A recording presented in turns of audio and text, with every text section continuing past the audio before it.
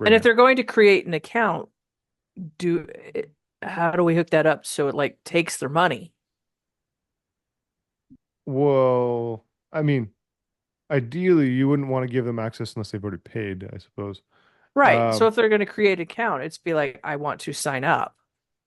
you can make it so it redirects them to the right funnel to purchase the product Yes. if they haven't already purchased it. And if that's the case, if like let's say someone somehow finds this link, clicks on it, is not a member already, we can go over Hmm. here, we can go to the three dots, we can edit the module, and there's gonna be an option for upgrade offer. So if they don't have access already, if they can't actually see, actually, I'd probably do it for the entire course, right? Not the module.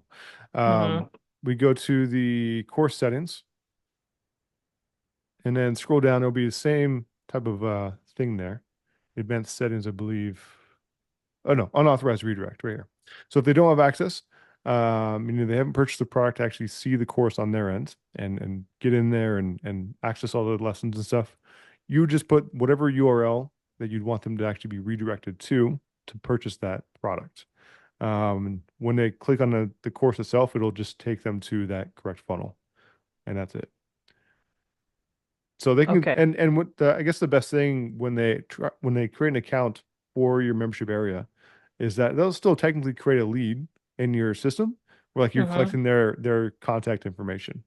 So you could have like a follow-up sequence going out to them and still like having them added as I don't know, being part of your ecosystem.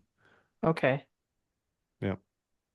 I'm glad we're recording this because I'm I like, I'll mean, just keep up with him. No, no, we can when you get to that point, honestly, just we can rehash it again and we can do it live if you have questions around it. If you have, I mean, it doesn't matter. okay.